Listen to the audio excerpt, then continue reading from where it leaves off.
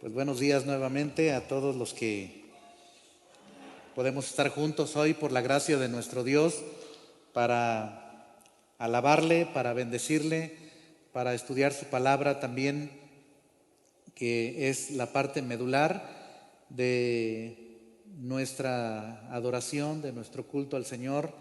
Le adoramos también mientras contemplamos su grandeza en su palabra.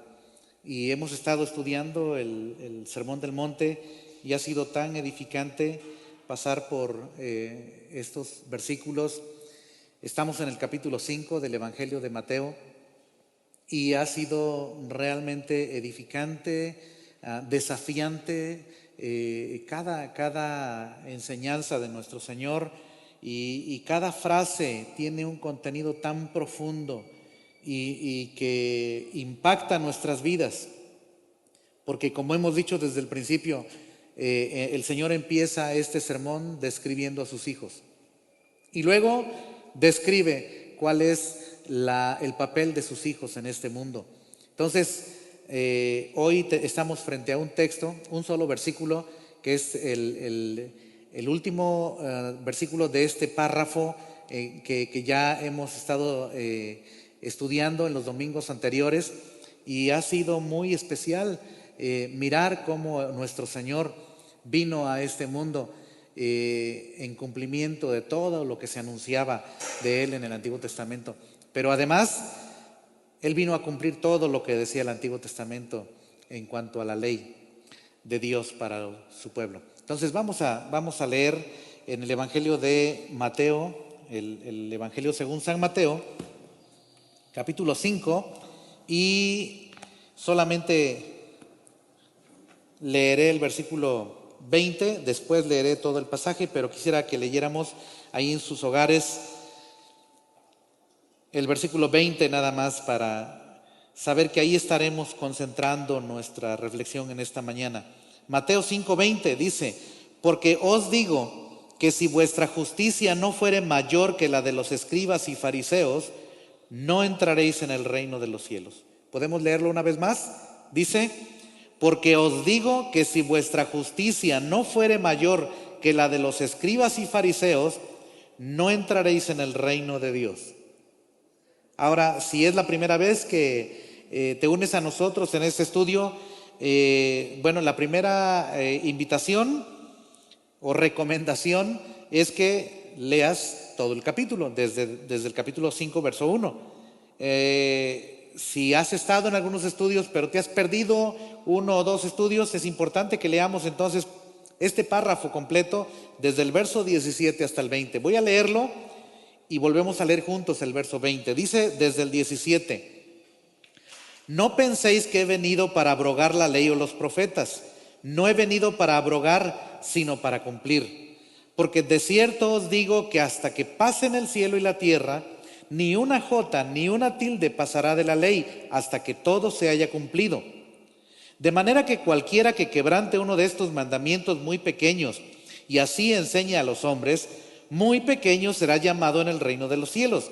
Mas cualquiera que los haga y los enseñe, este será llamado grande en el reino de los cielos. Ahora sí, el 20 juntos.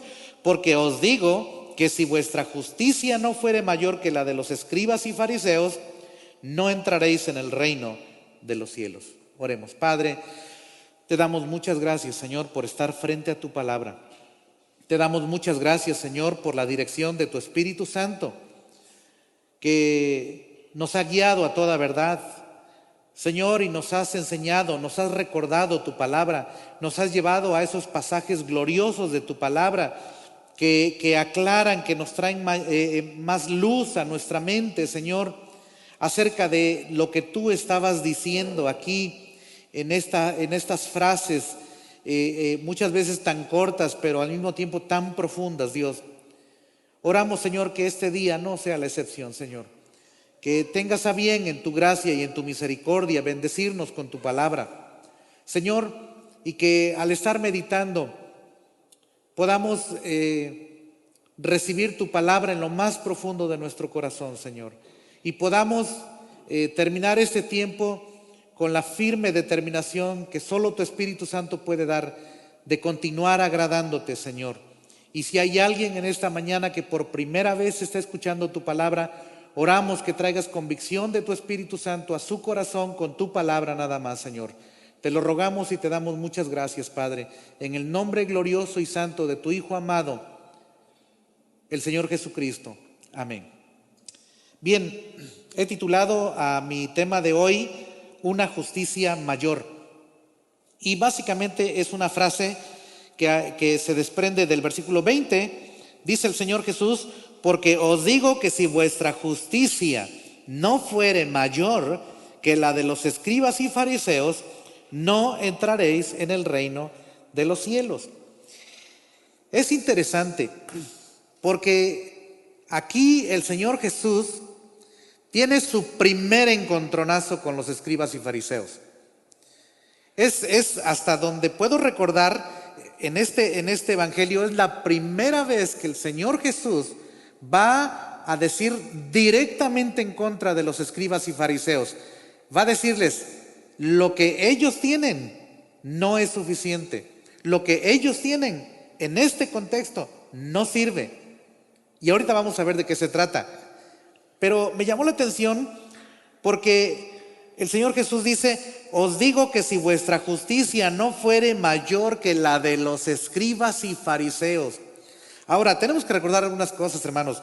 Nosotros estamos a 20 siglos de distancia, es decir, estamos a 2000 años de distancia de ese momento en que el Señor Jesús dijo esto. Número uno. Número dos, estamos del otro lado del mundo. Hay cosas que nosotros, aunque sucedieran en este momento, no sabríamos mucho del contexto. Entonces estamos al otro lado del mundo. 3, tenemos una cultura completamente distinta. 4, nuestra religión o la religión de donde muchos de nosotros salimos no tiene nada que ver con la religión de los escribas y fariseos. Bueno, por lo menos no en su esencia, aunque sí mucho en las cuestiones prácticas, pero vamos a ver más al ratito esto. Pero entonces yo quise dar una microscópica idea de quiénes eran los escribas y fariseos. Porque el Señor Jesús dice que la justicia de ellos no es suficiente para entrar en el reino de los cielos. La pregunta es: ¿quiénes eran ellos? Bueno, la primera cosa que tengo que decir de los escribas es que justamente la palabra los describe. Los escribas, los que se dedicaban a escribir, a copiar, dice, eran hombres dedicados a copiar cuidadosamente la ley de Moisés. ¿Saben ustedes que obviamente no había máquinas, no había ningún tipo de sistemas electrónicos ni tipográficos como para hacer copias en serie de la escritura? Ellos tenían que hacer a mano las copias de la palabra de Dios, y muchos hicieron esto. Bueno, no muchos, pero sí un buen número hicieron copias, pero especialmente los escribas. Ellos se dedicaban a copiar la escritura. No sé si ustedes recuerdan, por ejemplo, un caso aislado a esto, pero en el libro de los Hechos se narra la historia de un funcionario de la reina de Candace, un etíope, un eunuco que vino de Etiopía para adorar en Jerusalén.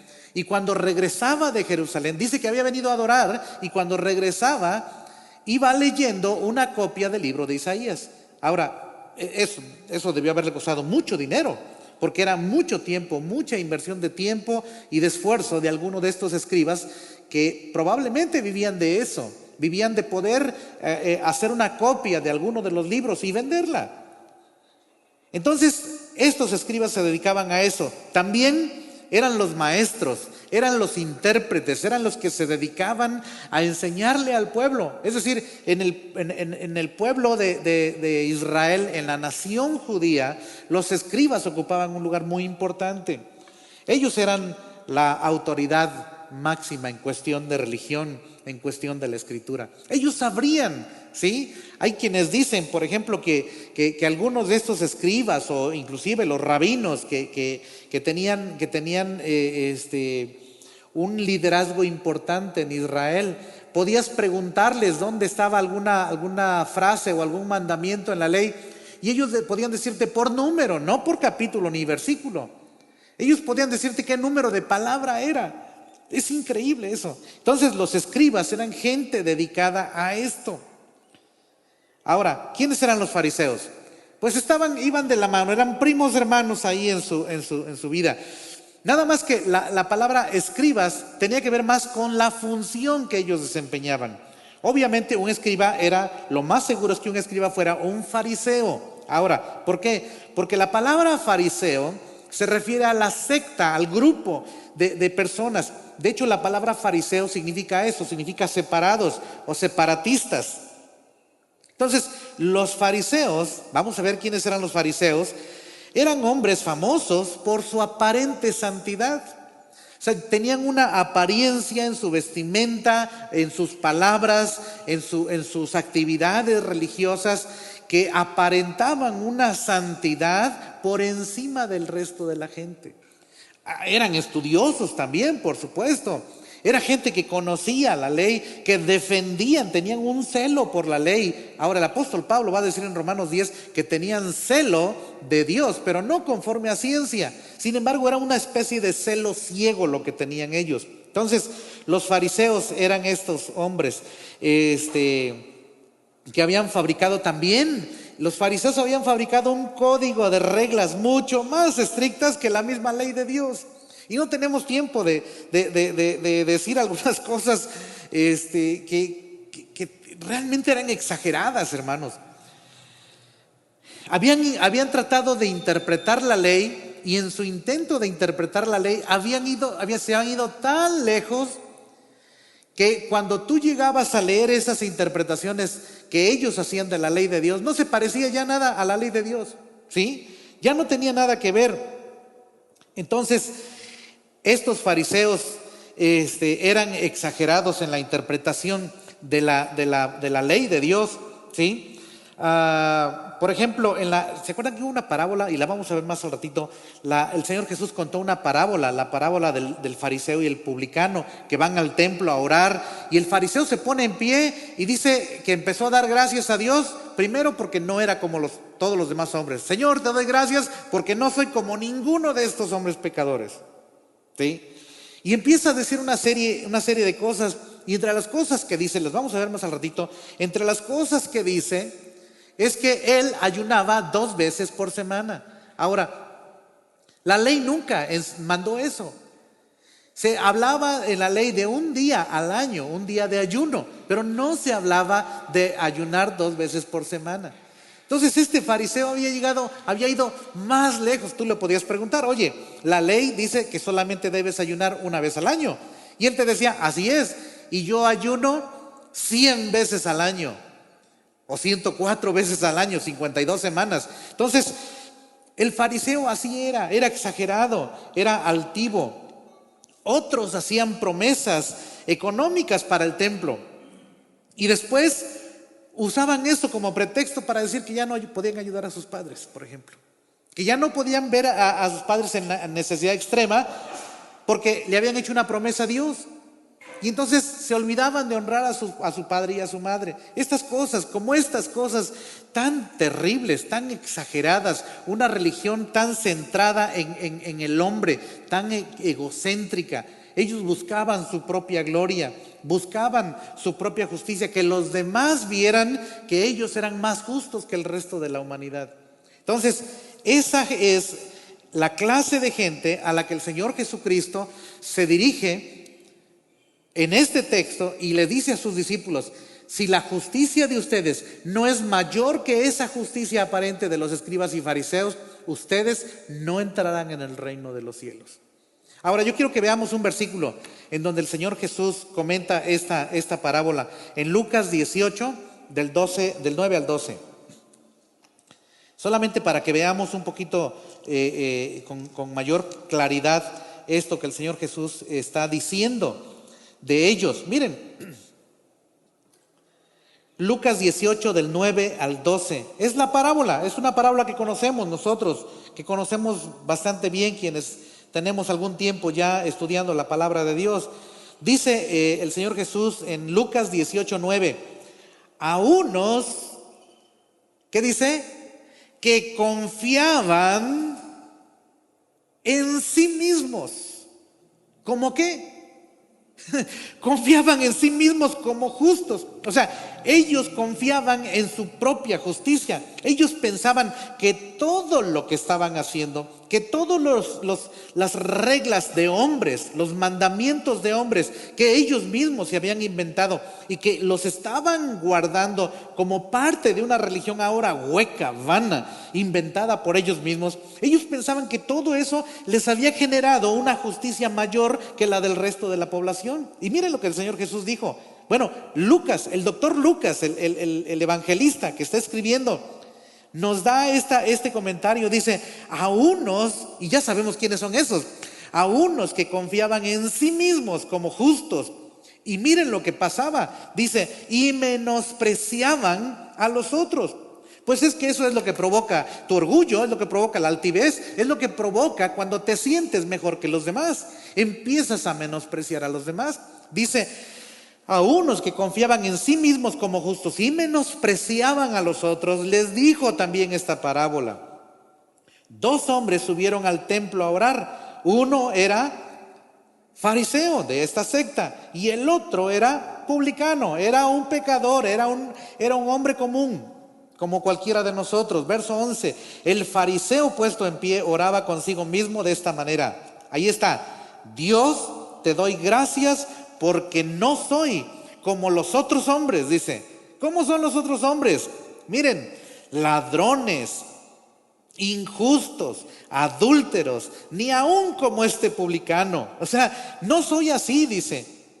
Y saben, es interesante que el Señor Jesús no dice que este hombre estuviera mintiendo. O sea, muchos de ellos tenían este tipo de moralidad, este tipo de justicia humana en su mente, elevada por encima de los demás, ¿sí? Así era. Dice, yo no soy ladrón, no soy injusto, no soy adúltero, bueno, por lo menos físicamente, ¿verdad? Dice, y ni siquiera soy como este publicano. O sea, confiaba en quién era este fariseo, confiaba en la clase de persona que había llegado a ser por no tener esta forma de vivir. Ahora, ¿qué es lo que hacía? Fíjate, confiaba en quién era y confiaba en lo que hacía. Dice el verso 12, ¿qué hace? Ayuno 2 veces a la semana, doy diezmos de todo lo que gano. Eso era lo que hacía. O sea, en eso centraba su religión. Dice, yo estoy haciendo obras. Versículo 13, mas el publicano, estando lejos, no quería ni aún alzar los ojos al cielo, sino que se golpeaba el pecho diciendo, sé propicio a mí, pecador. Versículo 14, os digo que el publicano, descendió a su casa justificado antes que el otro. Porque cualquiera que se enaltece será humillado, y el que se humilla será enaltecido. O sea, este fariseo estaba pero bastante arriba en su mente. ¿Quién puede alcanzar esto? Todos los demás se sentirían como este publicano. Todos los demás se sentirían del mundo, del bajo mundo. Se sentirían, como dice después en Hechos de Pedro, ¿verdad? Y de Juan, sin letras y del vulgo. O sea, serían lo peor de lo peor, serían la escoria, no había esperanza para ellos. O sea, cuando miras a un fariseo de esa manera, tú estás hasta abajo. ¿Quién puede alcanzar eso?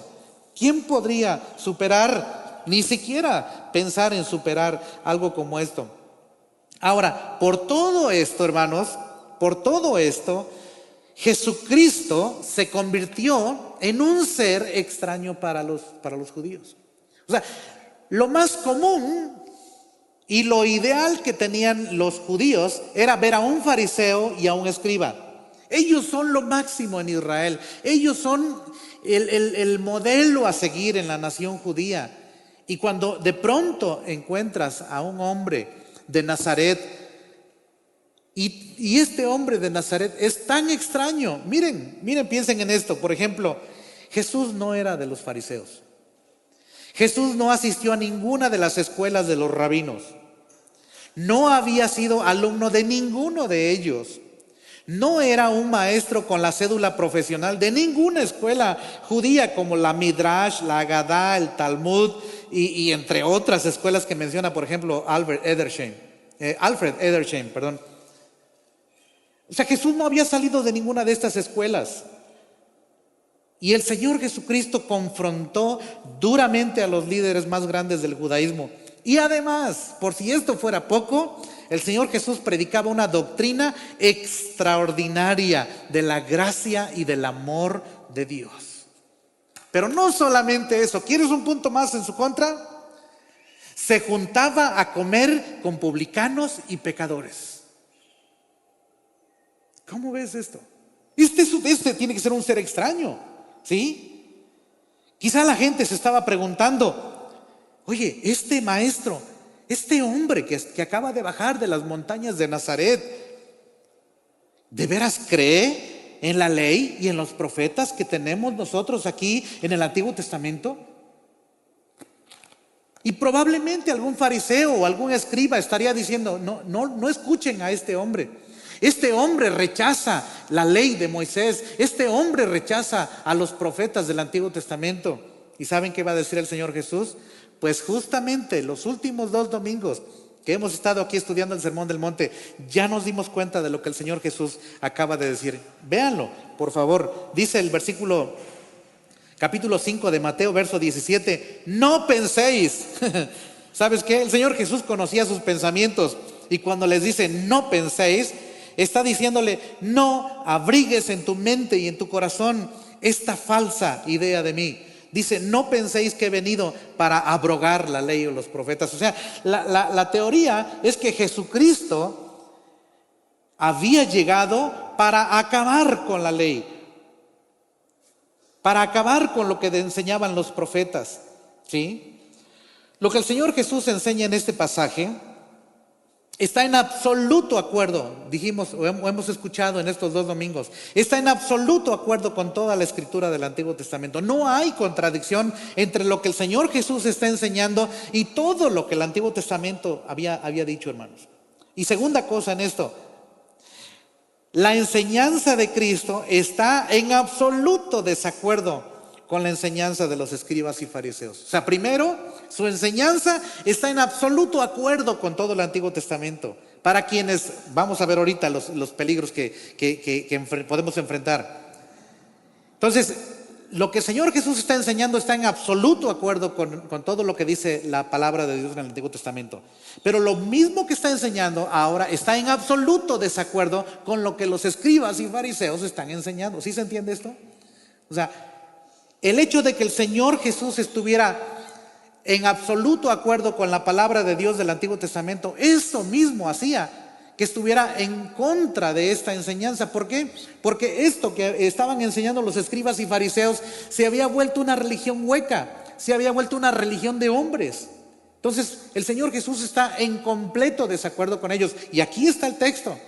Le dice a sus discípulos, si vuestra justicia no fuere mayor que la justicia de ellos, o que la aparente justicia de ellos, no entraréis en el reino de los cielos. O sea, Dios requiere algo sublime, muchísimo más alto que lo que ellos llaman justicia. Ahora, hay 2 peligros. Hay 2 peligros que empiezan a cernirse aquí.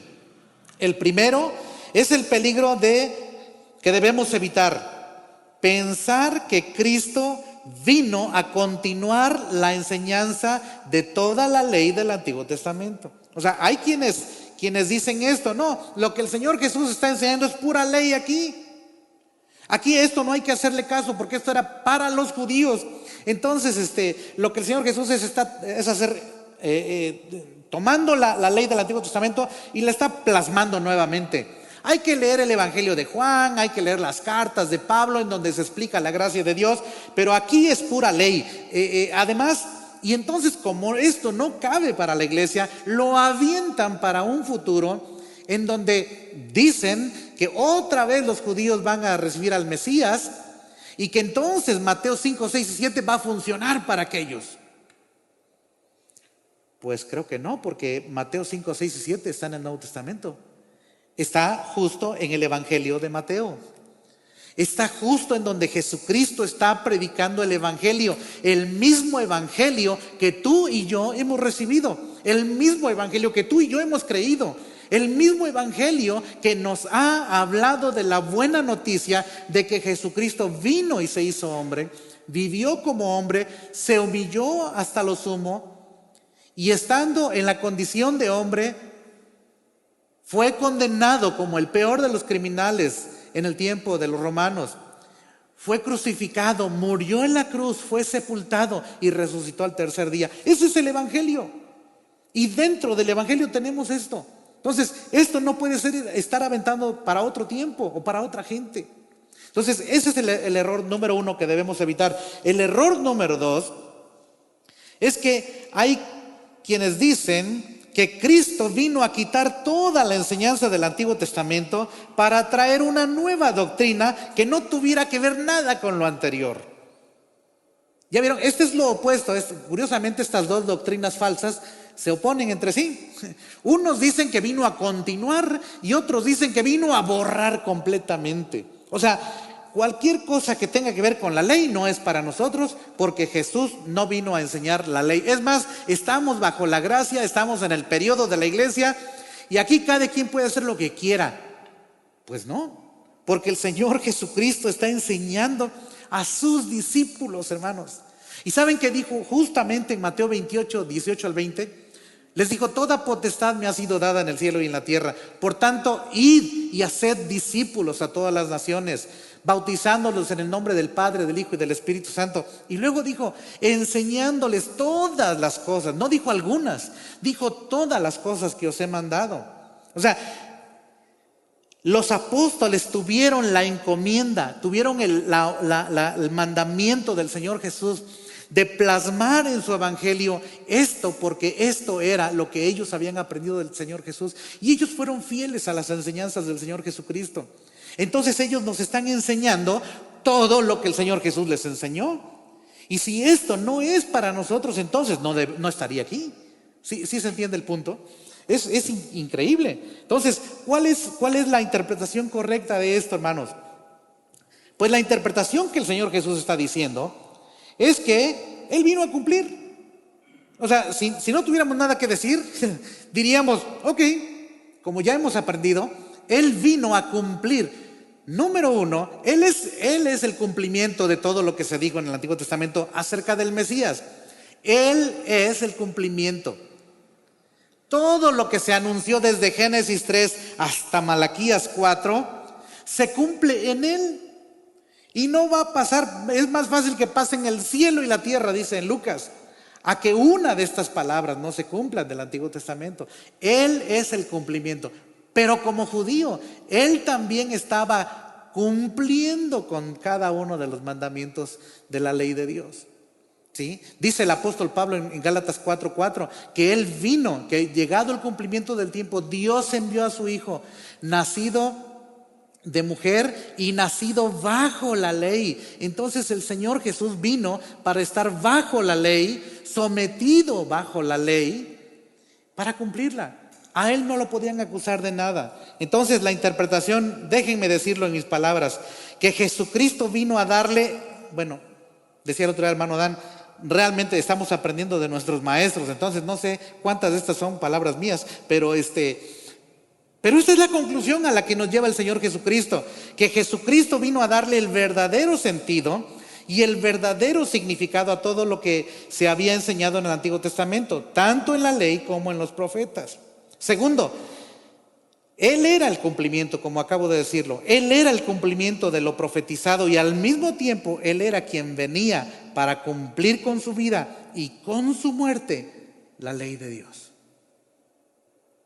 Bueno, recordemos que se nos ha enseñado en los domingos anteriores que la ley de Moisés, como que ellos la veían en 3 secciones distintas: la ley judicial, la ley ceremonial y la ley moral. La ley judicial tenía que ver enteramente con la nación, ¿sí? Cosas de cosechas, cosas de los campesinos, cosas de las estaciones del año, de las lunas nuevas, cosas de esos ciclos que ellos tenían en su vida como ciudadanos de la nación, como ciudadanos de esa tierra. Entonces, esa ley solamente nos deja principios para nosotros. No quiere decir que está muerta, pero fue aplicada directamente para ellos. Segundo, la ley ceremonial, pues no solamente como un hebreo tenía que someterse a las ceremonias, pero además Cristo fue el cumplimiento de todos los símbolos que hablaban de él. Y esto destaparía, abriría no una puerta, sino un portón enorme a toda la enseñanza de lo ceremonial en el Antiguo Testamento. Todos los sacrificios, todas las ofrendas, todos los animales, todo ello apuntaba hacia el sacrificio de Cristo Jesús en la cruz del Calvario. Entonces, Cristo como judío está cumpliendo esas ordenanzas de llevarlas a cabo. De hecho, sus padres lo llevaron a cabo cuando tenía 12 años. Lo llevaron a circuncidar al 8º día de nacido. O sea, Cristo cumplió con todas las demandas de la ley ceremonial. Pero todo lo que esa ley ceremonial anunciaba del Mesías, Cristo lo iba a cumplir en la cruz del Calvario. Tercero, la ley moral. De hecho, él mismo explicó, el Señor Jesús, y dijo que toda la ley, ahora, cuando dice toda la ley, estaba refiriéndose específicamente a los 10 mandamientos, hermanos. ¿Recuerdan ustedes que cuando el Señor Jesús dijo que toda la ley se resume en 2 mandamientos? Número 1, el primero y el más grande mandamiento es: amarás al Señor tu Dios con todo tu corazón, con toda tu alma, con toda tu mente y con todas tus fuerzas. Y el segundo, dijo el Señor Jesús, es el semejante: amarás a tu prójimo como a ti mismo. Ahí se resume toda la ley. O sea, el número 1 tiene que ver con el mandamiento 1, 2, 3 y 4. Y el mandamiento número 2 tiene que ver con el 5, 6, 7, 8, 9 y 10. Tiene que ver con tu relación con los demás. Entonces, el Señor Jesucristo estaba hablando de la ley moral, no de la ley ceremonial, no de la ley judicial, sino de la ley moral, de esta parte que se nos vuelve a repetir en el Nuevo Testamento. Bueno, amar al Señor tu Dios y amar a tu prójimo. Esta es la sección de la ley que se nos manda a vivir, hermanos. Esta es la sección de la ley que nos condena delante de Dios. ¿Se acuerdan ustedes? El Señor Jesús va a confrontar al joven rico con esto. ¿Recuerdan? Cuando el joven rico viene con el Señor Jesús y le dice: maestro bueno, ¿qué debo hacer para heredar la vida eterna? Y Jesús primero le dice: no, ¿por qué me llamas bueno? Porque ninguno hay bueno sino solo uno, Dios. Y luego le dice: ya sabes la ley. Ahora, pudo haberle dicho: ya sabes que tienes que ofrecer 2 palominos o un cordero o un macho cabrío o un becerro. No. O pudo haber dicho: ya sabes que tienes que ir al campo y sembrar y las leyes de dejar parte de la cosecha para los pobres, los necesitados, los huérfanos, las viudas, los extranjeros. No. El Señor Jesús está centrando su desafío para este joven en la ley moral, en estos 10 mandamientos, y le dice: ya sabes cuál es la ley: no mates, no robes, no adulteres, no des falso testimonio contra tu prójimo, honra a tu padre y a tu madre. ¿Y saben qué dijo el joven rico? Todo esto lo he guardado desde que soy joven. ¿Qué más me falta? Y el Señor Jesús en uno de los evangelios le dice: te falta una cosa. Vende todo lo que tienes, deshazte de tu Dios, dáselo a los pobres y ven y sígueme. En otras palabras, has guardado esa parte de la ley moral con tu prójimo, pero tienes un Dios en lo más profundo de tu corazón que está gobernando tu vida. Deshazte de ese Dios y haz que yo sea el Dios de tu corazón, y entonces tendrás vida eterna. Porque os digo que si tu justicia no es mayor que la de los escribas y fariseos, no entrarás en el reino de los cielos. Qué tremendo esto, hermanos. Esta es la sección que amamos y que deseamos cumplir con todo nuestro corazón después que hemos venido a Cristo en arrepentimiento y fe. El rey David decía: oh, cuánto amo yo tu ley, todo el día es ella mi meditación. Pero tenemos 2 problemas, hermanos, así como los fariseos. Los 2 grandes problemas que tenemos, y yo los he titulado, y seguramente haya alguien que tenga títulos mejores, pero yo he encontrado 2 problemas que nos enfrentamos. El primero le he llamado el problema de los altivos. Vamos a verlo en Lucas 16, por favor. Lucas capítulo 16, verso 15. Miren este texto, ya se ha mencionado en los domingos anteriores, pero está increíble este texto.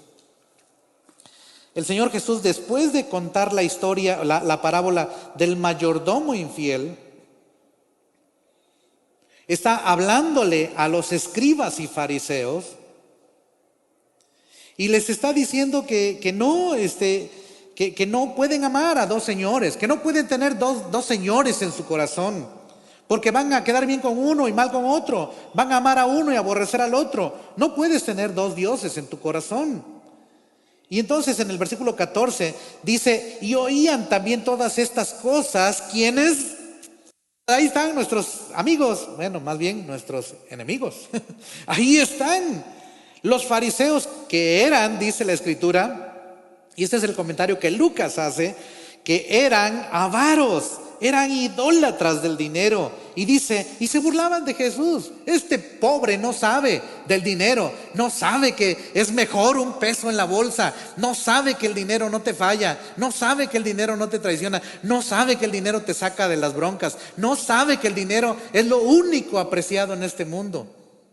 Se estaban burlando de él. Miren lo que el Señor Jesús les dijo en el verso 15. Entonces les dijo, vosotros sois, y miren esta tremenda declaración del Señor Jesús, vosotros sois los que os justificáis a vosotros mismos delante de los hombres.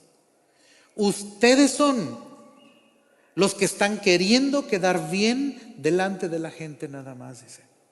Y miren lo que sigue, mas Dios conoce tu corazón. Porque mira lo que sigue.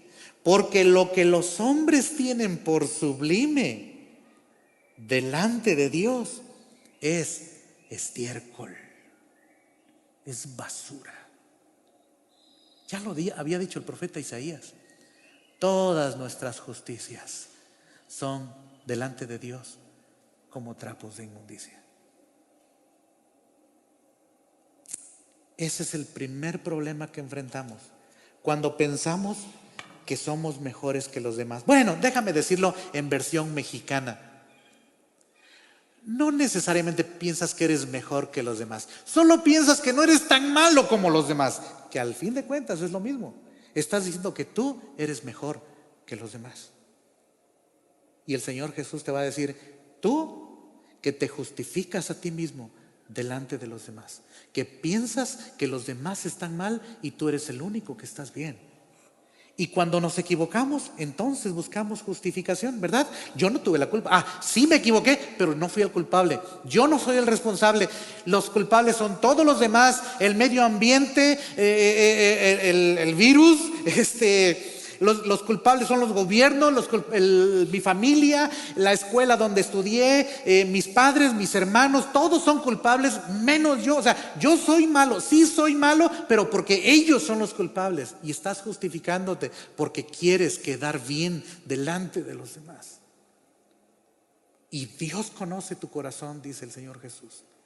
Y Dios sabe que lo mejor de ti es abominación delante de Él. Se nos olvida que lo que para nosotros es sublime, para Dios es abominación. Ponemos frente a nosotros cosas, nuestra religión, nuestra moralidad, nuestra educación, nuestro altruismo o filantropismo, como le llames. Y entonces tenemos este problema, tenemos un problema de altivez, hermanos. Pero hay un segundo problema, hermanos. El segundo problema que tenemos, yo lo he llamado el problema de los incrédulos. Vamos a verlo en Mateo 19:25, por favor. El Evangelio de Mateo, capítulo 19. Y estas declaraciones que el Señor Jesús hace aquí en los Evangelios, hermanos, realmente confrontan a cada uno de nosotros. O sea, a veces parece que son solamente historias, ¿verdad? Solamente son historietas que el Señor Jesús contaba. No, Él tenía un propósito, Él tenía un desafío para ti y para mí.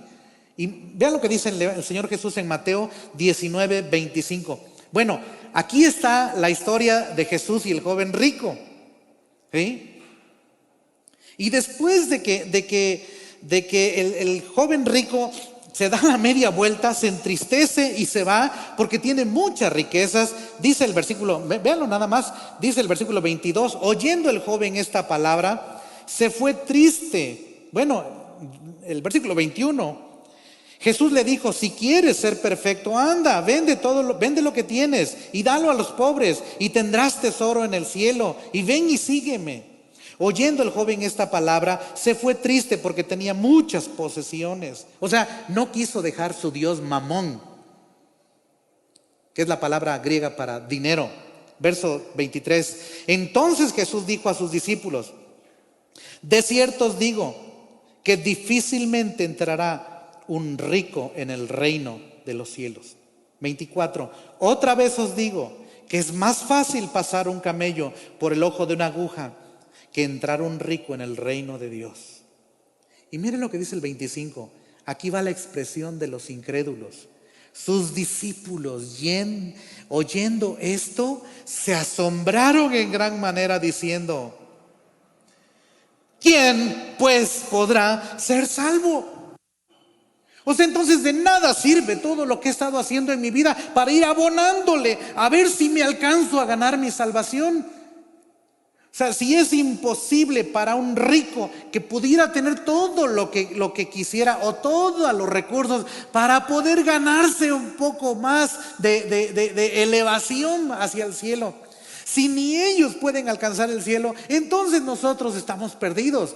¿Y saben cuál es la respuesta? Sí, estás perdido.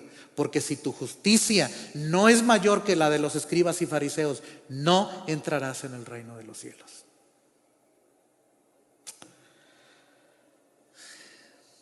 Pues si este mensaje terminara aquí, sería un mensaje muy triste. Pero el Señor Jesús todavía no ha terminado. Vamos a Mateo capítulo 5, por favor. Y la pregunta es, ¿qué es lo que el Señor Jesús está queriendo decir aquí en este pasaje, hermanos? ¿Qué es lo que está queriéndonos decir? Mira lo que dice. Mira cómo concluye el verso 20. Porque os digo que si vuestra justicia no fuere mayor, o sea, ¿hay una justicia mayor que la de los escribas y fariseos, Señor? Dice sí. Hay una justicia eternamente mayor. De hecho, es esa justicia la única que el Padre Celestial acepta. Es esa justicia la única que puede abrirte las puertas del cielo. Porque si no, estás perdido. Y tú dices, pero ¿quién podría compartirme de esa justicia? Pues tiene que ser alguien que haya cumplido con esta ley perfectamente. ¿Alguien sabe quién lo hizo? Pues miren lo que dice el versículo 17. Ahí estaba la respuesta. No penséis que he venido para abrogar la ley o los profetas. No he venido para abrogar, sino ¿para qué? Para cumplir. Dice, yo soy el único que puedo cumplir perfectamente la ley de mi Padre. ¿Y sabes qué dijo el Padre? Este es mi Hijo amado, en el cual tengo toda mi complacencia. ¿Sabes qué haría yo? Si supiera que hay alguien que tiene la cura para mi enfermedad, correría hasta donde está Él y le suplicaría que me dé de su medicina, que me dé lo que Él tiene. Pues es justamente lo que el apóstol Pablo después nos va a explicar en Romanos. Vamos a verlo, por favor. Vamos a verlo. Romanos capítulo 3. Y esta es la explicación.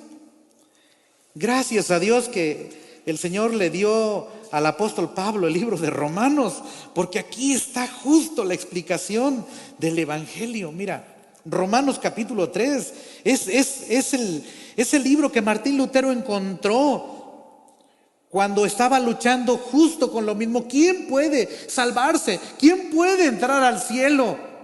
Si de los más santos hombres que hay en el mundo están en el Vaticano y ellos son la eminencia, ellos son la santidad, ellos son los que están más cerca de Dios. Y de pronto se da cuenta que todas las obras de aquellos hombres son como trapos de inmundicia. Bueno, en palabras del Señor, son abominación. Entonces, ¿quién puede entrar al cielo?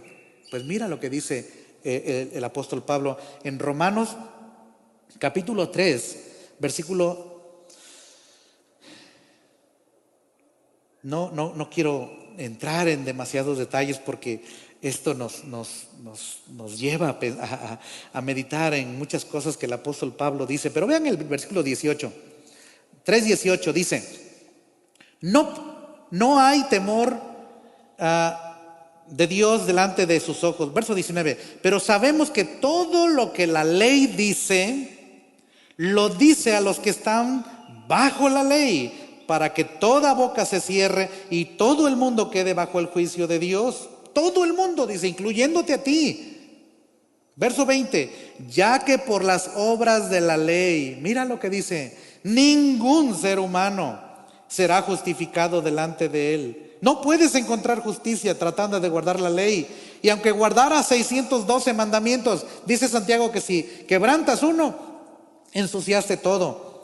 Dice, porque por medio de la ley es el conocimiento del pecado. Versículo 21. Mira lo que dice el 21. Pon mucha atención a esto.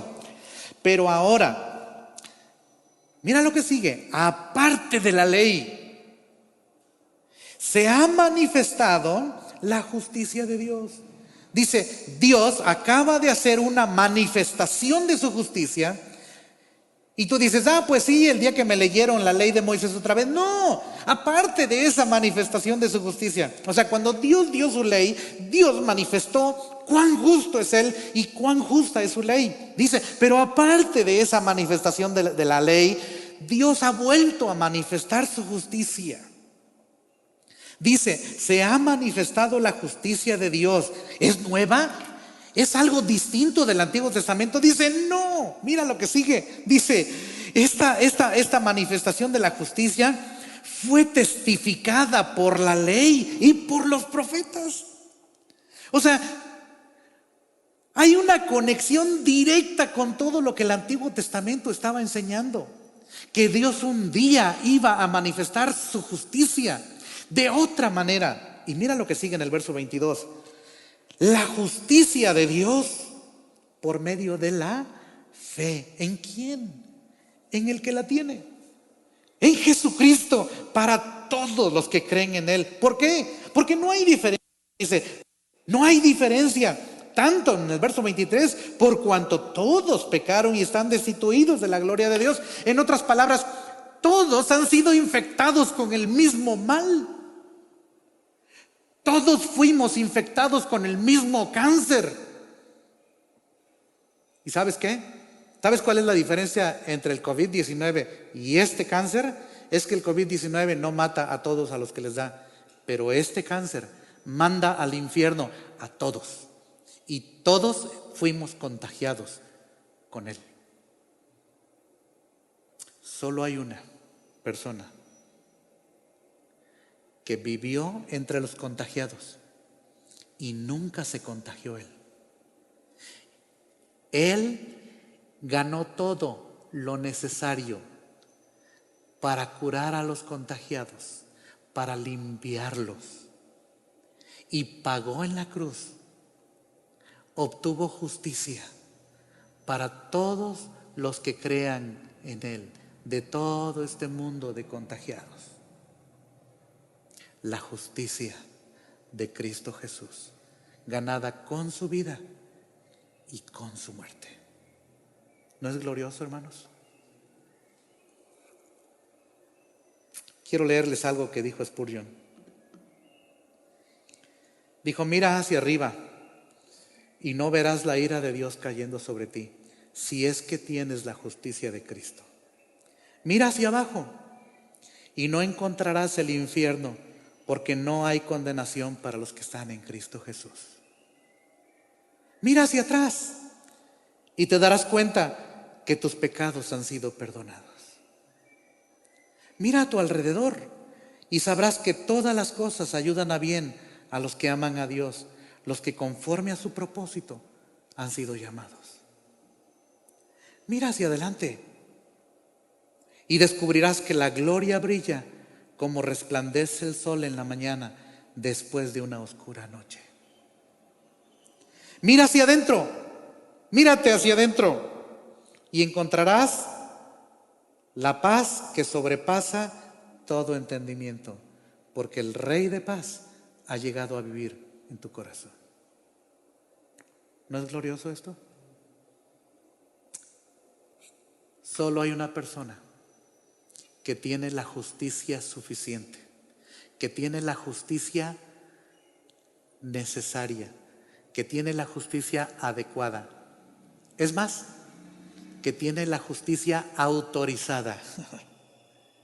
Nadie más. Y Él vino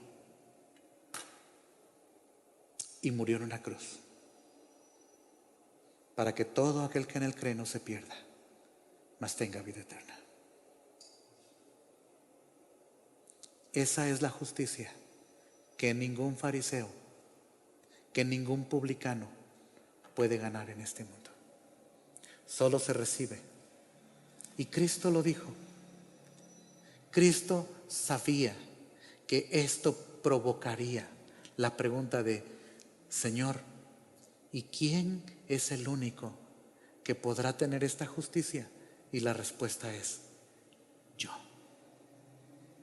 Cristo Jesús diría: yo soy el único que puedo impartirte esta justicia. Mi Padre me mandó para manifestarle al mundo esta justicia, la justicia que Él requiere, no la justicia que tú puedes ganarte, sino la justicia que yo he ganado para ti. Con razón nos gloriamos en Jesucristo, ¿verdad, Mark? Con razón Él es nuestra justicia. Quisiera terminar leyendo una especie de poesía. Creo que todo lo que Spurgeon decía era poesía, pero Spurgeon dijo algo más. Dijo: Jesucristo te amó tanto que no se quedó en el cielo sin ti. Él prefirió morir a que tú perecieras. Él se desnudó para que tú pudieras ser vestido de hermosura. Él puso su rostro ante la vergüenza y la saliva escupida para elevar tu rostro hasta el último cielo, hasta el mismo cielo, con honor y gloria. Es por eso que Él no soporta que tú ames al mundo ni las cosas que están en el mundo. Y dice Spurgeon: tened cuidado, cristianos, que vosotros estáis casados con un esposo muy celoso.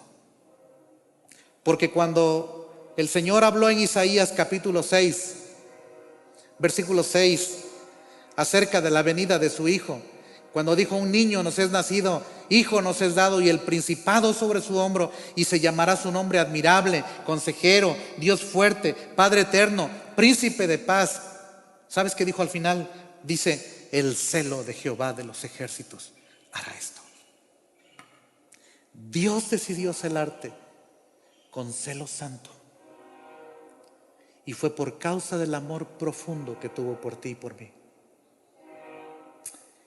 Y la única justicia que el Padre acepta es la de su Hijo. Más vale que vengas a sus pies, si aún no lo has hecho. ¿Tienes esta justicia? Si todavía no la tienes, ven a Él. Clama a Él. Recíbele a Él. Y cuando le hayas recibido, entonces agradécele a Él. Adórale a Él y sírvele a Él. Él es digno de que nuestras vidas estén rendidas a Él por toda la eternidad. Y lo estarán. Y más vale que rindamos tú y yo nuestra vida hoy y le digamos: Dios, como dijo Saulo de Tarso: ¿quién eres, Señor? ¿Y qué quieres que yo haga? Pues hoy hemos tenido un despliegue de quién es el Señor. Pregúntale en tu corazón: Dios, ¿qué quieres que yo haga? Ya me di cuenta que yo no puedo ganarme esa justicia que solo tú tienes. Ya descubrí, hoy mis ojos han sido abiertos, mi corazón ha sido impactado con tu palabra y hoy sé que solo tú tienes la justicia que yo necesito. ¿Sabes qué dijo el Señor Jesús en Juan 6? Ninguno puede venir a mí si el Padre que me envió no le trae, pero todo el que a mí viene, no le echo fuera. Ven a Él, ven a Él. Si nunca has venido a Él en arrepentimiento y fe, ven a Él y Él te va a recibir. Así fue su promesa. Que Dios te bendiga, que Dios te fortalezca. Recuerda, Él te ama tanto, como dijo Spurgeon, que decidió no quedarse en el cielo. Vino para morir por ti. Vino para dar su vida.